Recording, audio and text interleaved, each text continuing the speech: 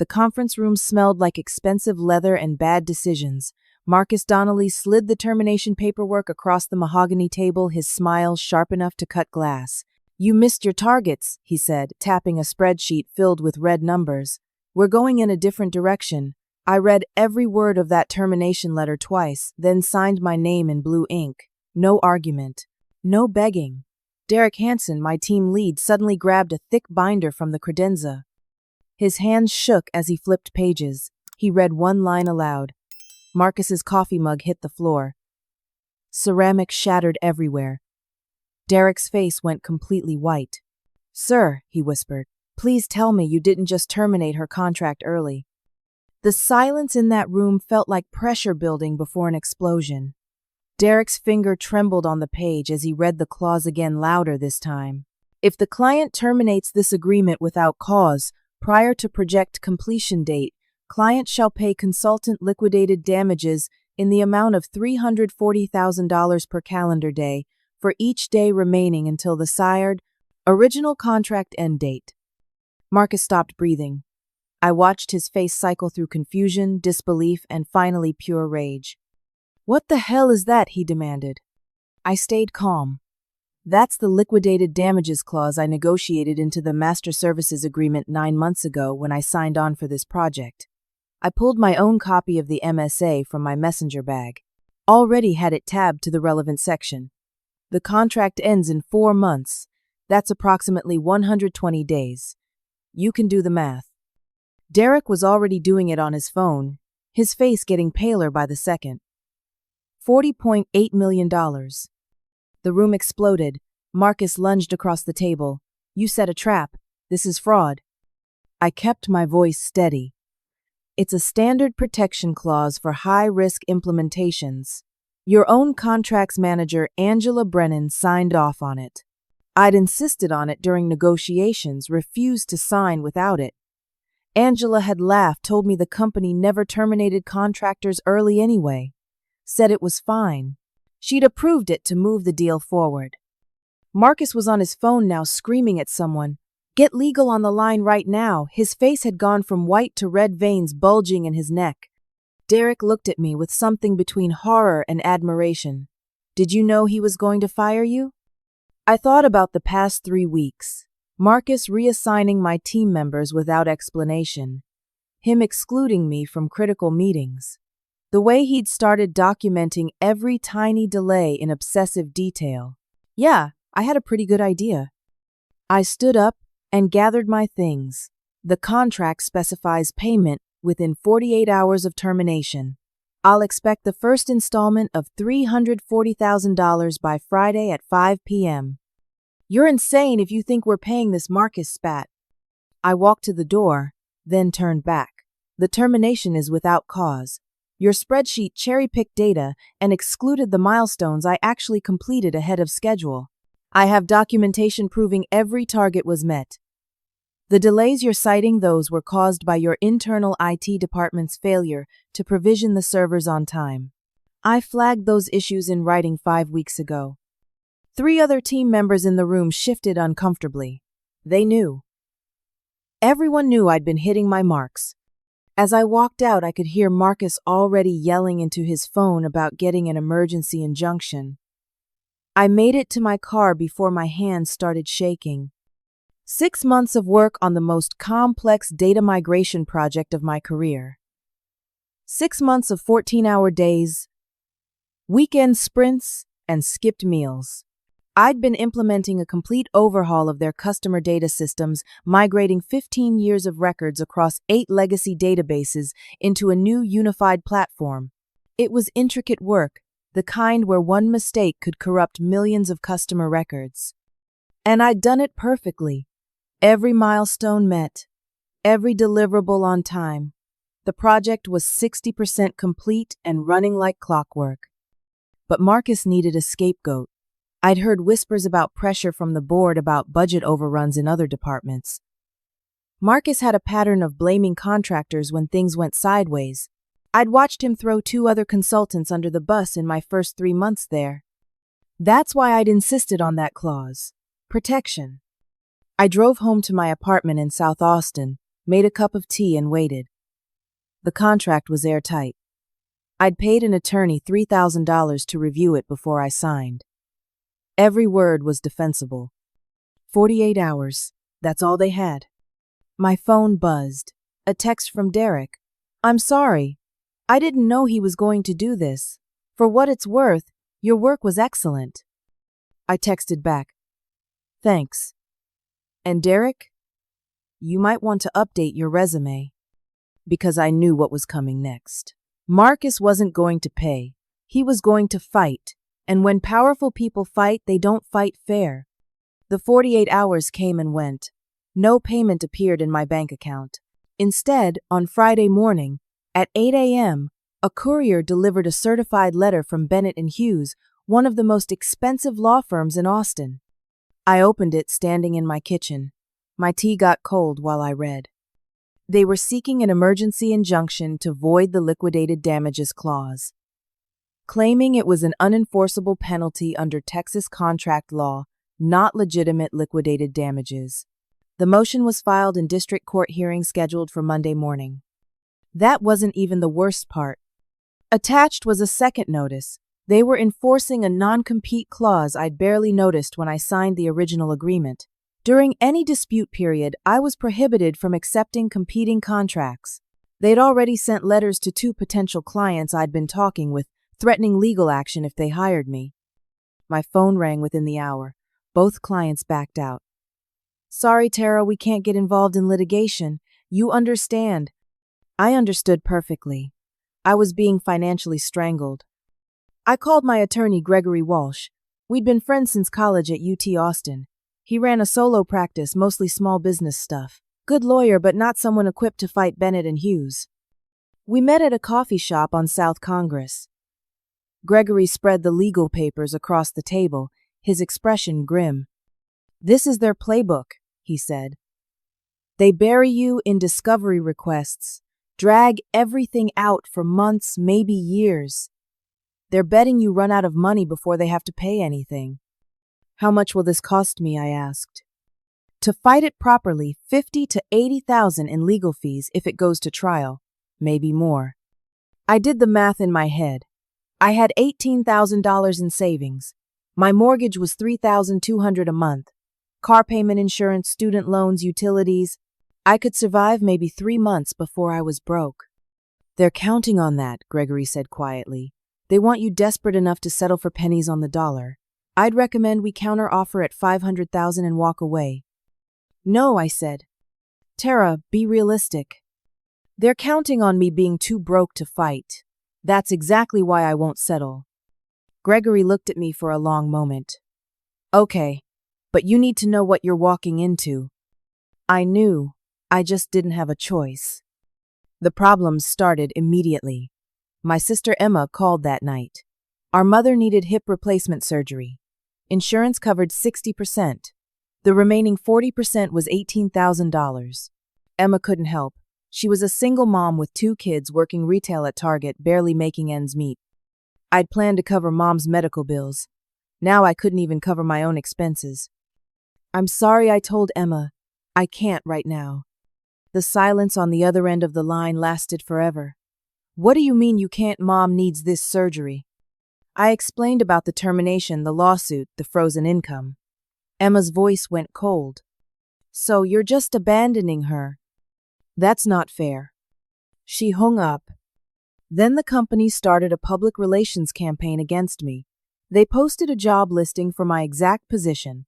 The description said they were looking for someone more reliable who could actually meet deadlines. It was clearly designed to damage my professional reputation. Former colleagues stopped responding to my LinkedIn messages.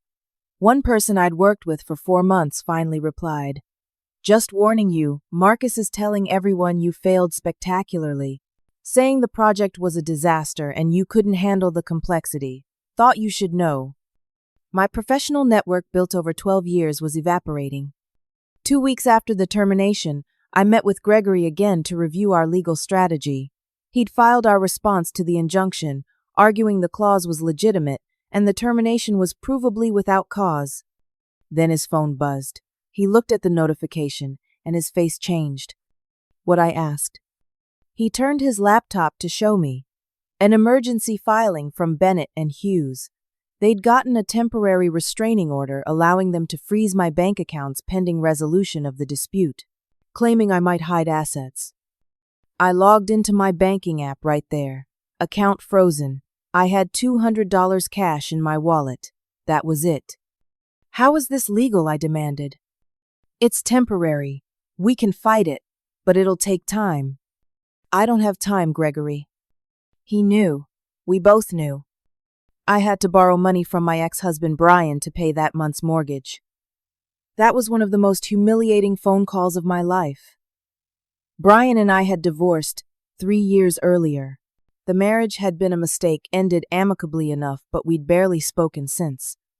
So, let me get this straight, he said, when I explained the situation. You picked a fight with a corporation, and now you're broke. I didn't pick this fight. Sure sounds like you did. That clause you insisted on. Sounds pretty aggressive, Tara. It was protection. From what? A company that was paying you good money. I didn't bother arguing. I just needed the loan. He agreed, but I could hear the smugness in his voice. The "I told you so" tone about how I always got in over my head. Things got worse fast. My professional certifications board opened an investigation based on the allegations in the lawsuit. I could lose my credentials before any trial even happened. My professional liability insurance company sent a letter saying they were considering dropping my coverage due to the litigation risk. 3 former clients called to terminate our relationship. We just can't be associated with this situation. You understand? I understood. My career was being destroyed in real time. I stopped sleeping, lost 12 pounds in 2 weeks, started having panic attacks in the middle of the night, waking up, gasping, convinced I was drowning. Then Derek called. It was late, almost 11 p.m. He sounded scared. I need to tell you something, he said, but I can't do it officially. I can't be involved. What is it? Something feels wrong about all this. The sabotage claims they're going to make. Marcus has been acting really strange. Defensive. I think there's something else going on. What sabotage claims? Just be careful. Document everything. And Tara, I'm sorry. I can't help you openly. I have a family. I could lose my job. The call ended. Sabotage claims. What was he talking about? I found out the next morning when the FBI knocked on my door. 2 agents in dark suits stood in my doorway holding a warrant. Federal agents Patterson and Cruz. They were polite but firm. We have a warrant to seize your computers and electronic devices. My laptop, phone, tablet, external hard drives. They took everything, packed it all in evidence bags while I stood there in sweatpants and a UT Austin t-shirt trying to process what was happening. What's this about? I managed to ask. Agent Patterson handed me a document. You're under investigation for violations of the Computer Fraud and Abuse Act, unauthorized access to computer systems, potential sabotage. I read the warrant twice. It claimed that 2 weeks after my termination, the company's new data system had crashed catastrophically. Customer data corrupted. Order processing halted for 72 hours. Estimated damages of $4.2 million.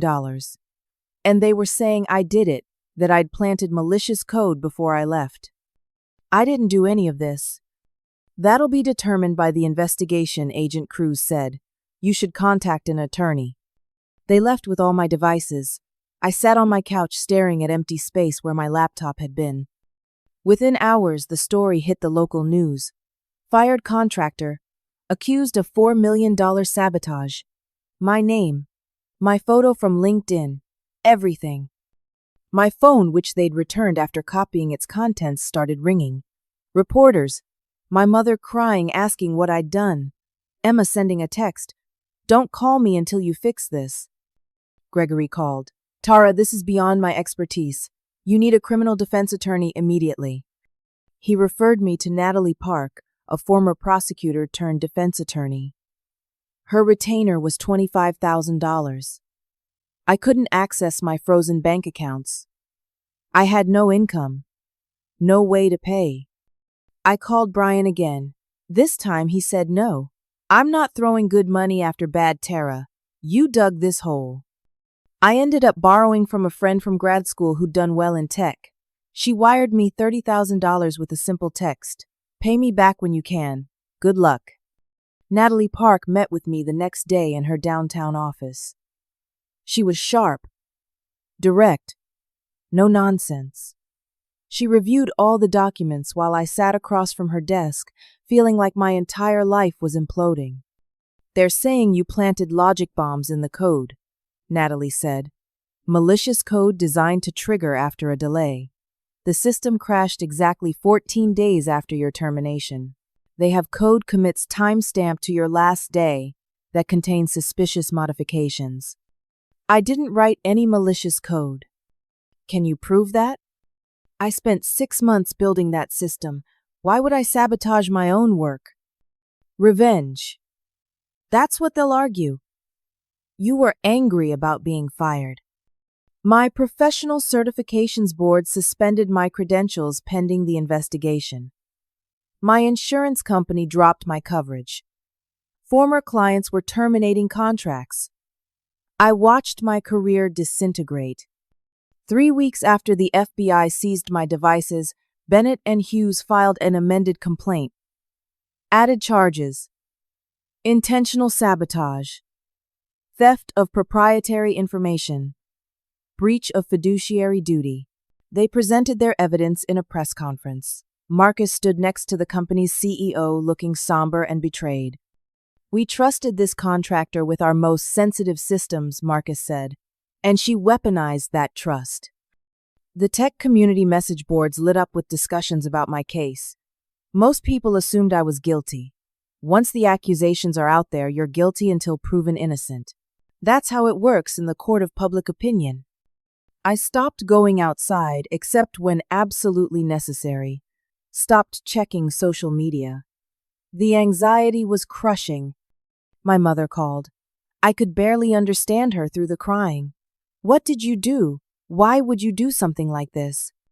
Mom, I didn't. Then why are they saying you did? I couldn't answer that. Not yet, because I didn't know. Derek reached out again through an encrypted messaging app, said we needed to be careful, told me something felt very wrong about the whole situation, but he couldn't help openly. I have a family, Tara. I could lose everything. I understood. I was losing everything too.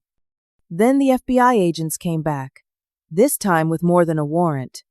They had handcuffs. You're under arrest for violations of the Computer Fraud and Abuse Act, Agent Patterson said. Computer fraud, unauthorized access, and sabotage. Federal charges. They read me my rights in my own living room, put me in handcuffs. Walked me out past my neighbors who stood on their balconies watching. Someone filmed it on their phone. At the federal courthouse, the prosecutor argued I was a flight risk given the severity of the charges. The judge set bail at $100,000. I needed $10,000 for a bail bondsman. I didn't have it. I spent 3 nights in county jail. The intake process was humiliating. Strip search, orange jumpsuit, fingerprints, mugshot. They put me in a cell with 2 other women. One was there for drug possession, the other for writing bad checks. When they heard what I was accused of, the drug possession woman laughed. You're that computer lady who crashed that company's system? Damn, that's cold. I didn't do it, I said. Sure, that's what we all say. I couldn't sleep on the thin mattress. The lights never fully went out. Someone was always crying or yelling. I'd never felt more alone in my entire life. On the 3rd day, bail was mysteriously posted. Anonymous third party, the clerk told me. Your lawyer arranged it. But Gregory said he didn't know who posted it. Neither did Natalie. When they returned my personal items, there was a note tucked into the envelope with my jewelry, written in pencil on a torn piece of paper. Conference Room B, security footage server, 3rd rack. 7 a.m. tomorrow, come alone. Someone was helping me. I just didn't know who or why. I went to the company building the next morning at 6:45 a.m. My old security badge still worked. Someone hadn't deactivated it. I made my way through the quiet hallways past empty cubicles, my heart hammering. Conference room B was on the 3rd floor. I slipped inside. Derek was already there. And someone else. A woman I recognized from the finance department. Paula Griffin, senior financial analyst. Mid-40s, always quiet, kept to herself.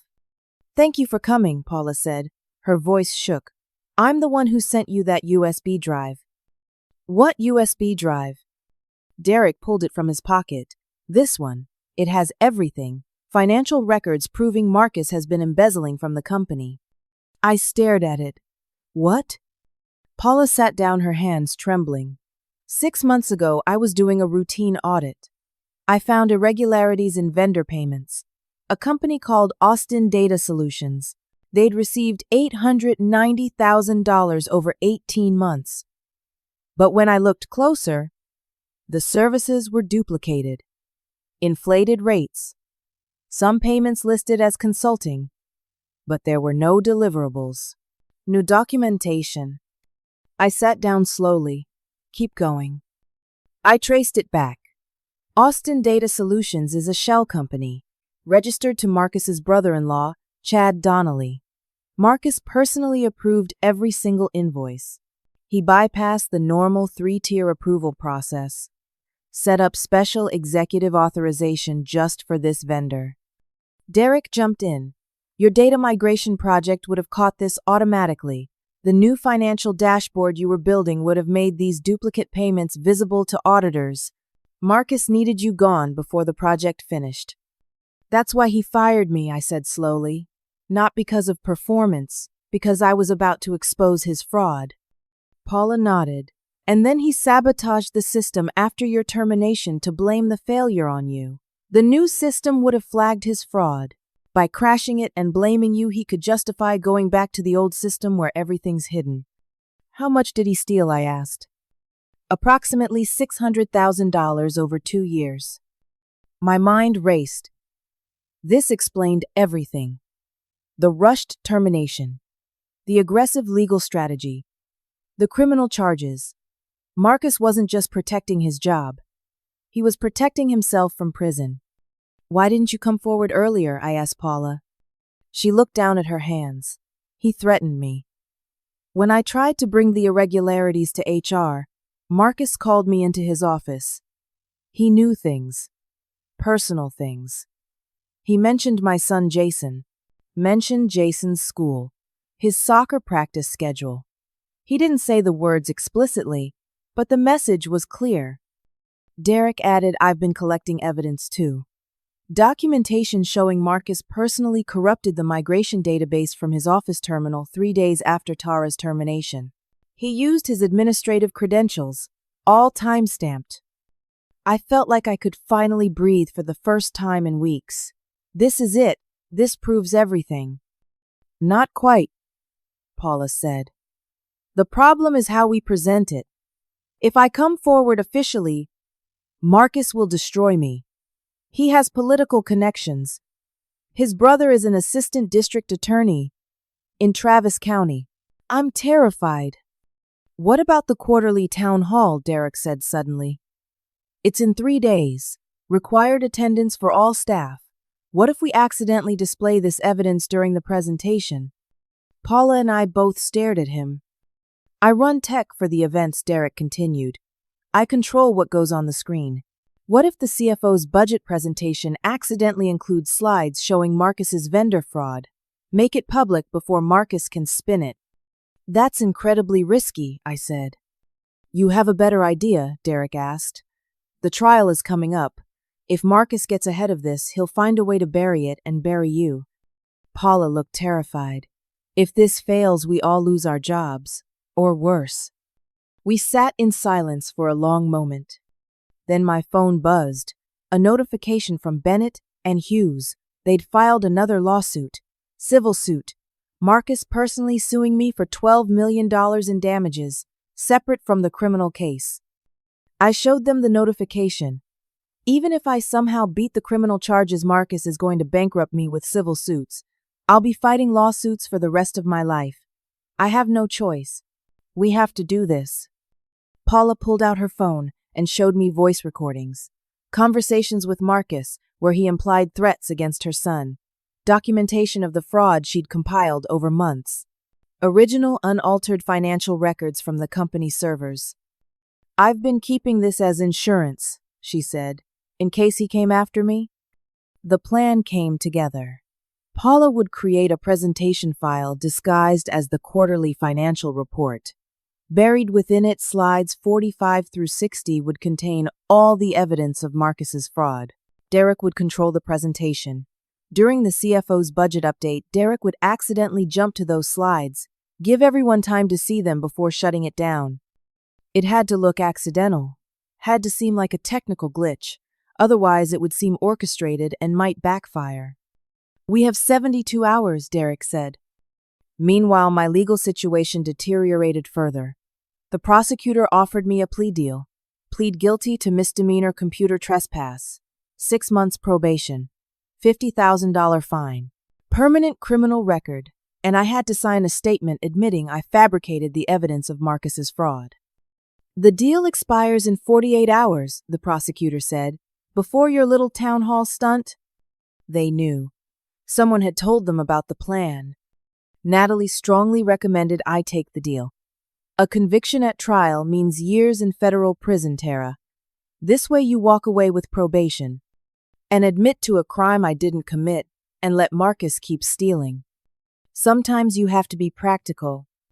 I thought about my mother in Ohio needing surgery, about Emma not speaking to me, about 12 years of career building destroyed in weeks, about sleeping on an air mattress because I'd sold my furniture to pay legal bills. The plea deal sat on my table for 2 days. I stared at it every morning. Then the night before it expired, I got another notification. Marcus's $12 million civil suit included a motion to seize my future earnings. Even if I beat the criminal charges, even if I rebuilt my career, he could garnish my income for decades. He was going to financially destroy me forever. I texted Derek one word: yes. Paula worked around the clock for 3 days building the presentation. She embedded the evidence within a standard quarterly financial review. Slides 1 through 44 looked completely normal. Budget projections, expense reports, revenue analysis, nothing unusual. Then slides 45 through 60. That's where the bomb was hidden. Slide 45 showed a simple chart. Vendor payments over 18 months. One vendor stood out. Austin Data Solutions. Red bars towering above all others. Slide 46 showed the breakdown. Line item after line item of payments, consulting fees, system analysis, data services, each payment approved by Marcus Donnelly personally. Slide 47 was the killer, side-by-side comparison. Austin Data Solutions billing for services already performed by existing staff, duplicate charges, services billed but never delivered. Slides 48 through 52 showed the paper trail. Shell Company registration documents. Chad Donnelly listed as registered agent. Corporate address that traced back to a UPS store mailbox. Slide 53 showed Marcus's emails, approving payments, bypassing normal procedures, creating special authorization just for this vendor. Slides 54 through 60 contained Paula's analysis. $600,000 in fraudulent payments.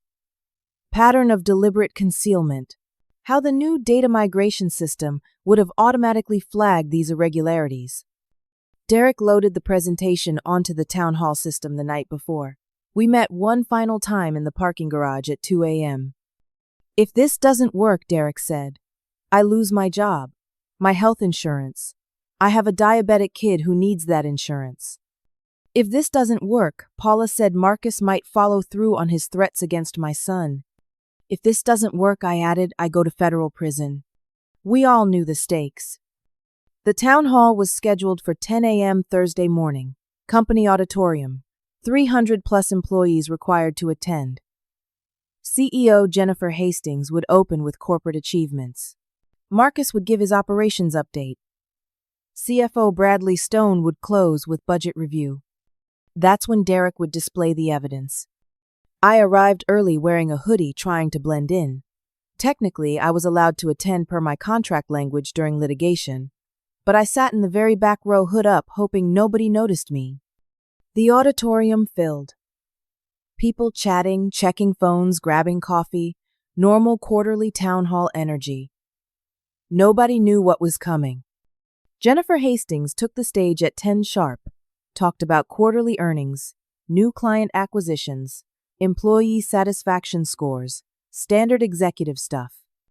Then Marcus stood up, gave his operational update, talked about recovery from the data system crisis, about dealing with a bad actor who'd tried to sabotage the company.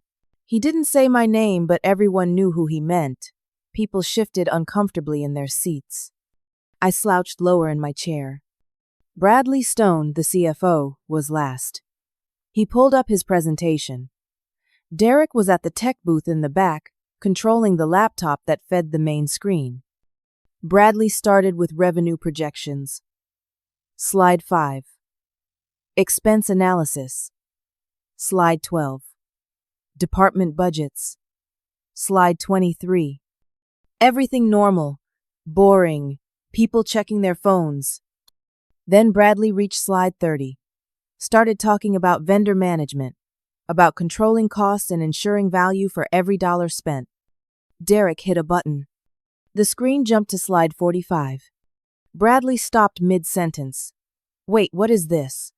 The auditorium went quiet, everyone looking at the screen.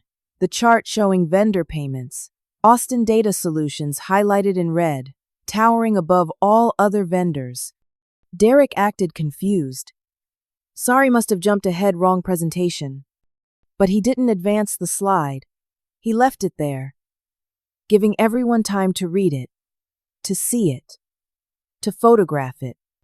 Phones came out all over the auditorium, people taking pictures of the screen. Bradley stared at the chart. Where did this come from? Derek advanced to slide 46. The detailed breakdown appeared. Line items, payment amounts, approval signatures, Marcus Donnelly's name, over and over. Someone gasped in the front row. Derek stopped the presentation, Jennifer Hastings said from her seat. But Derek hit next again. Slide 47, side-by-side comparison showing duplicate services. The auditorium erupted in whispers. Next slide. Shell Company documents. Chad Donnelly's name. Marcus jumped from his seat. This is fake. Someone hacked the system. Next slide. Marcus's emails approving payments. Bradley Stone's face went white. He recognized the emails. They were real. Next slide. Financial analysis showing $600,000 in fraud. Marcus rushed toward the tech booth. Tried to grab the laptop from Derek. They struggled. Both fell. The laptop crashed to the floor, but stayed connected. Images still projecting on the giant screen. Jennifer Hastings stood. Security, get them away from that equipment. But the damage was done. 300 employees had seen everything. Phones were out everywhere. Some people recording video. Others posting screenshots to the company Slack channel. Someone was live streaming to LinkedIn. This is fabricated, Marcus shouted. It's all fake. A financial analyst in the third row stood up. Those vendor payments are in our actual system. I've seen them during reconciliation. Others started nodding, confirming they'd seen irregularities. I stood up in the back of the room. My hood fell back. Everyone turned. The evidence against me was fabricated, I said loudly. Marcus fired me because my project would have exposed his fraud. Security guards moved toward me. Derek shouted from the tech booth, "She's telling the truth. Marcus threatened people to keep them quiet." Paula stood shaking. Her voice barely carried. "He threatened my son. I have recordings." The auditorium descended into chaos. Then the lights went out. Every screen in the building went black. Emergency lights kicked on. Fire alarms started blaring. Automated voice announced, "Building evacuation required. Please proceed to nearest exit." People started moving toward the exits, confused, alarmed. I stood frozen. What just happened? Derek pushed through the crowd toward me. This wasn't supposed to happen. Someone crashed the network. Within minutes, police arrived. Right behind them, FBI agents. They walked straight through the evacuating crowd. Straight to me. Agent Patterson again. This time he didn't look polite. "Tara Reynolds, you're under arrest for unauthorized access to computer systems and cyberterrorism." "What?" He showed me a warrant. The network crash. The building evacuation. They were saying I did it. That I hacked in remotely and crashed the systems in retaliation for being exposed. They had IP logs showing the breach came from my home address. Marcus had set this up, prepared for this exact scenario. If anyone tried to expose him, he'd make it look like they were the criminal. Handcuffs went on in front of 300 employees, many filming on their phones. Derek tried to intervene and got detained. Paula stood crying, saying this wasn't the plan. Marcus stood next to Jennifer Hastings and Bradley Stone. His face was the picture of vindicated concern. "I told you she was dangerous," he said to Jennifer. They put me in the back of a federal vehicle, drove me to the federal building downtown. Agent Cruz read me the charges. Cyber terrorism. Enhanced charges due to endangering public safety. 300 people in the building during the network crash. 20 years potential sentence. In the holding cell, I sat alone for hours. No phone call, no attorney. Just fluorescent lights and concrete walls. I'd come so close. The evidence had been displayed. People had seen it. But Marcus had turned it around. Made me look like the villain having a meltdown. Hours later, the door opened, but it wasn't my attorney. It was a woman I'd never met. Sharp suit, federal credentials. Catherine Reeves, Securities and Exchange Commission. She sat down across from me. "We need to talk about Marcus Donnelly's vendor fraud," she said, "and about whether you want immunity in exchange for testimony." Catherine Reeves spread documents across the table between us. The holding cell was small, cold, smelled like industrial cleaner, but her presence changed everything. "The SEC has been investigating your former client's company for 6 months," she said. "Anonymous tip about securities fraud. Marcus Donnelly's vendor scheme affected the company's public financial filings. That makes it our jurisdiction." I stared at the documents, Paula's evidence, the vendor payments, the shell company, all of it laid out in official SEC format. Paula Griffin provided this documentation after the town hall incident, Catherine continued, along with recordings of threats Marcus made against her. "Combined with what happened today, we now have probable cause for immediate search warrants." "So you believe me," I said. My voice cracked. "The evidence speaks for itself. But here's the problem. The federal prosecutor wants to charge you with cyber crimes, terrorism enhancements, make an example out of you. And if you're a defendant, you can't be a witness against Marcus." "What are you saying?" "I'm saying the SEC and the federal prosecutor's office are in a standoff over you. He wants a conviction. I want Marcus Donnelly in prison for securities fraud. I can offer you full immunity from all federal charges if you cooperate completely with our investigation." I felt like I could breathe for the first time in hours. "What do you need?" "Everything. Testimony about the data systems, how Marcus concealed the fraud, why your migration project would have exposed it. You'll have to testify against Marcus, maybe against other executives if they knew. That includes the CEO. Jennifer Hastings. If she knew about the fraud, yes. Same with CFO Bradley Stone." I thought about Bradley's face when he saw those slides. The genuine shock. He hadn't known. But Jennifer, I wasn't sure. "There's a catch," Catherine said. "You have to trust the same government system that just arrested you. The same federal agents who've been investigating you for weeks. Can you do that?" What choice did I have? I need a decision now. Catherine pressed. "The prosecutor is filing enhanced charges in the morning. Once that happens, immunity is off the table." I thought about Marcus's smug face, about Paula risking her son's safety, about Derek risking his career, about 6 months of my work destroyed, about my mother crying on the phone, about Emma not speaking to me, about sleeping in a jail cell for something I didn't do. "Yes," I said, "I'll testify. Full cooperation." Catherine pulled out an immunity agreement, standard federal form. I signed it at 3 a.m. in a holding cell with a federal agent as witness. Within 6 hours, everything changed. Federal agents executed search warrants on the company at dawn. Marcus's office, his computer, his phone, all seized. Bradley Stone's records subpoenaed. The company's financial systems frozen pending forensic analysis. Paula provided her recordings of Marcus's threats. Derek provided documentation proving Marcus personally corrupted the data migration database from his office terminal. Time-stamped logs showing it happened 3 days after my termination, using his administrative credentials. The forensic analysis was devastating.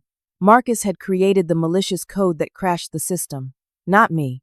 He'd used his access to plant evidence, making it look like I'd done it. But digital forensics don't lie. The code originated from his workstation. More evidence emerged. The IP logs claiming the recent network breach came from my address forged. The actual breach came from inside the company network. From Marcus's office. He'd planned the whole thing. If anyone tried to expose him, he'd crash the systems and blame the accusers, make it look like retaliation. It had almost worked. Within 48 hours, federal agents showed up at Marcus's home. 6 a.m. arrest warrant. Cameras everywhere because someone tipped off the media. Marcus Donnelly was charged with wire fraud, securities fraud, embezzlement, witness tampering, obstruction of justice, and computer fraud. His bond hearing was brutal. Prosecutor argued he was a flight risk given his brother-in-law's legal connections. Bond denied. Marcus went to county jail. The same jail where I'd spent 3 nights? The company's board of directors held an emergency meeting. Jennifer Hastings resigned immediately. She'd signed off on vendor payments without proper due diligence. The board voted no confidence. Bradley Stone became interim CEO. He'd cooperated fully with the investigation, provided complete access to financial records. First thing he did was call the company's attorneys. Within 24 hours, they reached out to Gregory Walsh. The company wanted to settle the liquidated damages dispute, wanted to avoid a public trial. Bad publicity was destroying their stock price. They offered the full amount, $40.8 million. Gregory called me at 7 p.m. on a Friday. I was still staying in a cheap motel, everything I owned in 2 suitcases. My apartment lease had expired and I hadn't renewed it. "Tara," he said, "they're offering full payment. Everything." I sat on the edge of the motel bed staring at carpet stains. What's the catch? No catch. They want this done. They're desperate. "I want more than money," I said. Gregory was quiet. "What do you mean?" "I want a public statement clearing my name and reputation. I want them to pay for restoration of my professional credentials. I want a reference letter from the board of directors. I want a personal written apology from Bradley Stone. And I want agreement that they won't enforce the non-compete clause. Ever." "Tara, you're asking for a lot. They destroyed my career, my reputation. They put me in jail. They made my own mother think I was a criminal. I want all of it, Gregory, or no deal." He negotiated for 3 days. The company agreed to everything. The wire transfer hit my account on a Tuesday morning. I was sitting in a Starbucks on Lamar Boulevard using their Wi-Fi on a borrowed laptop when the notification came through. $40.8 million. I stared at the number until the screen went dark. After legal fees, Gregory's contingency percentage, Natalie's criminal defense bills, money I owed to friends who'd helped me survive, I had $37.2 million. I called my mother. She answered on the first ring. "Mom," I said, "schedule your surgery. I'm paying for everything." she cried. I cried. We stayed on the phone for an hour just talking. Really talking for the first time since the nightmare began. I flew to Ohio the next day, saw her in person, held her while she apologized for doubting me, told her she had nothing to apologize for. Emma showed up at the hospital. Brought her kids. Cried and hugged me. I'm so sorry, she kept saying. I should have believed you. I gave Emma money for a down payment on a house, set up college funds for both her kids. She tried to refuse, but I insisted.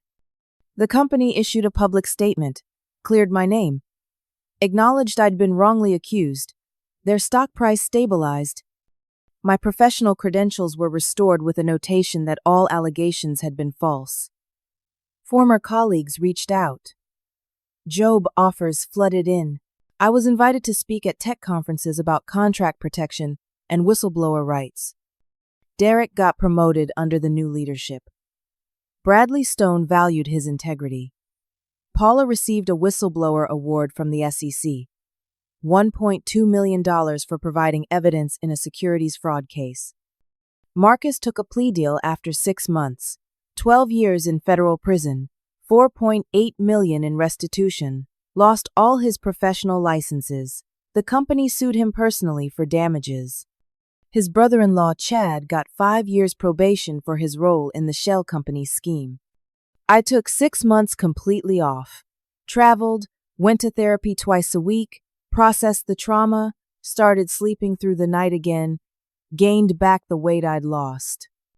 The money changed my life practically. But fighting Marcus changed who I was fundamentally. I was harder now, more cautious, slower to trust, but also stronger, more confident, absolutely certain I could survive anything. 1 year after the town hall incident, I started my own consulting firm, specialized in contract protection for independent consultants and freelancers, became an advocate for contractor rights, built a business helping other people avoid what happened to me. The technology conference in Denver had 500 people in the audience.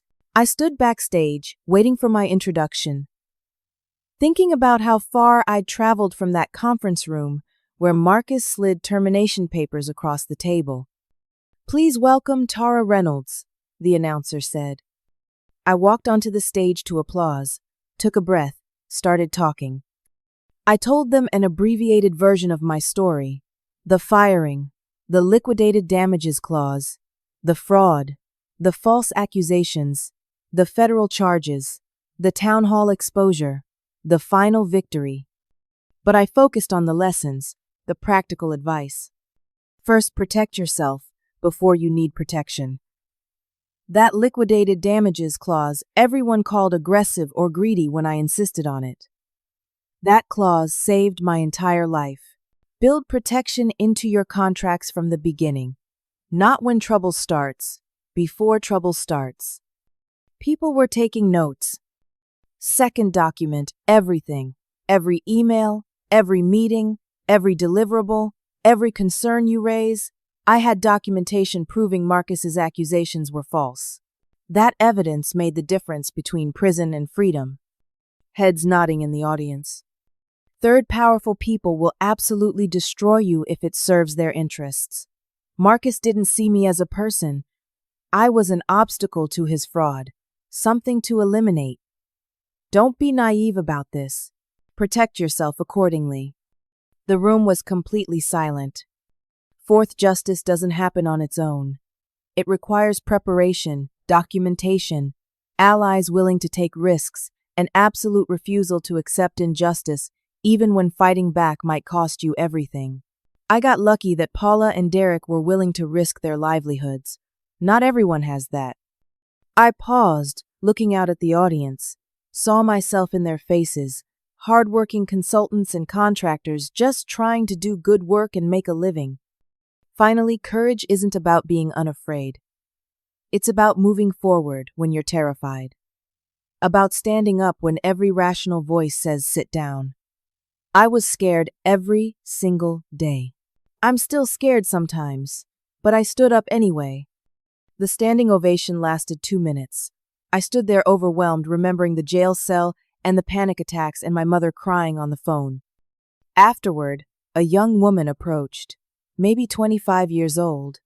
Consultant badge hanging around her neck. She looked nervous. "I need help," she said. "My client is trying to terminate my contract early. They're saying I missed deadlines, but I have proof I didn't. I don't know what to do." "Let me see your contract," I said. We sat in the conference center cafe for 2 hours. I reviewed her contract, explained her rights, gave her the name of 3 good attorneys, told her exactly what documentation she needed to gather. Before she left, she hugged me. "Thank you. I thought I was alone." "You're not alone," I said. "None of us are." That night, sitting in my Denver hotel room, I thought about everything. The money had changed my practical circumstances, paid off my mortgage, secured my mother's medical care, given Emma and her kids stability, let me build a business helping others. But the fight had changed something deeper. It taught me that having protections in place isn't cynical or paranoid. It's wise. It's necessary. Because the world isn't always fair, and people in power don't always act with integrity. It taught me that sometimes you have to risk everything to get justice. That sometimes the only path forward is the terrifying one. That courage is doing the right thing even when you're shaking. Most importantly, it taught me that we protect each other. Paula risking her son's safety, Derek risking his career, my grad school friend lending me $30,000, the anonymous person who posted my bail. We survived because people chose to help when they could have looked away. 6 months later, I was back in Austin in my office. Small space near downtown, exposed brick-big windows. Not fancy, but mine. A sign on the door read, "Reynolds Consulting Contract Protection and Advocacy Services." The young woman from the Denver conference, Sarah, sat across from my desk. She'd followed my advice, documented everything, hired a good attorney. Her client had backed down and honored the contract terms. She'd gotten paid everything she was owed. Now she wanted to work with me, help other consultants facing similar situations. I looked at her application, her references, her passion for this work. Hired her on the spot. My phone buzzed. A text from Derek. "Saw your interview in Tech Weekly. Proud of you. Company culture has completely changed since Bradley took over. We're actually doing it right now." Another text from Paula. "Jason got accepted to UT Austin. Full scholarship. Couldn't have done this without you believing in me. Thank you." I stood at my office window looking out at Austin's skyline. Thought about Marcus sitting in federal prison. About my mother recovering well from her surgery. About Emma's kids having college funds waiting for them. The liquidated damages clause that seemed so aggressive, so unnecessary, so paranoid. It had been exactly right. Because sometimes the threat is real. Sometimes powerful people do abuse their position. Sometimes you need protection built in from the beginning. And if someone refuses to give you basic protections in a contract, that tells you everything you need about what working with them will be like. I've helped 43 consultants in the past year. Some cases settled quickly. Others required fights. But every single one taught me the same lesson that I learned the hard way. Protect yourself first. Trust but verify. Document everything. And never ever accept injustice just because fighting back is hard. Because the uncomfortable truth is this. In a world where powerful people can and will abuse their position, your protection has to be built in from the beginning. Not hoped for. Not assumed. Built in with clear language and real consequences. That's not cynicism. That's wisdom. The phone rang. Another consultant calling for help. I answered. "This is Tara Reynolds. Tell me what's going on." Because that's what we do now. We help each other. We share knowledge. We stand up together. Marcus counted on me being isolated, exhausted, and afraid. He thought he could make me disappear, bury me in legal fees, destroy my reputation, and walk away clean. He was wrong. And I spend every day making sure other people know they don't have to face these battles alone. The victory wasn't just about the money or the vindication or even the justice. It was about learning that you can face the worst and survive, that you can stand up to power and win. That preparation and courage and community matter more than anything else. I learned who I really am in that conference room when Marcus slid those termination papers across the table. I learned what I'm capable of when federal agents put me in handcuffs. I learned what matters most when I sat in a jail cell, wondering if I'd ever get my life back. And what I learned was this: I'm stronger than I thought, braver than I knew, and absolutely unwilling to let injustice stand. That's a lesson worth $40.8 million. That's a lesson worth everything. Now, I want to ask you something. Have you ever been in a situation where someone in power tried to take advantage of you, where a contract or agreement wasn't honored, where you felt trapped and didn't know how to fight back? Share your story in the comments below. Let's build a community where we support each other and share strategies for protecting ourselves. If this story resonated with you, if it taught you something about protecting yourself in business relationships, please hit that like button. It helps others find this story and learn these critical lessons. And if you want to hear more stories about people who stood up against injustice, who fought back when the odds seemed impossible, who refused to accept being treated unfairly, subscribe to this channel, because we all need reminders that courage is possible, that justice can win, and that standing up matters. Share this with someone who needs to hear it. Maybe someone starting their own consulting business. Maybe someone facing a difficult contract dispute. Maybe someone who just needs to know that fighting back is possible, and sometimes it actually works. Thank you for listening to my story. Thank you for being here. Thank you for caring about justice and fairness and doing what's right even when it's hard. I hope you never need a liquidated damages clause. But if you do, I hope you have one. Stay strong, protect yourself, document everything, and never stop fighting for what's right.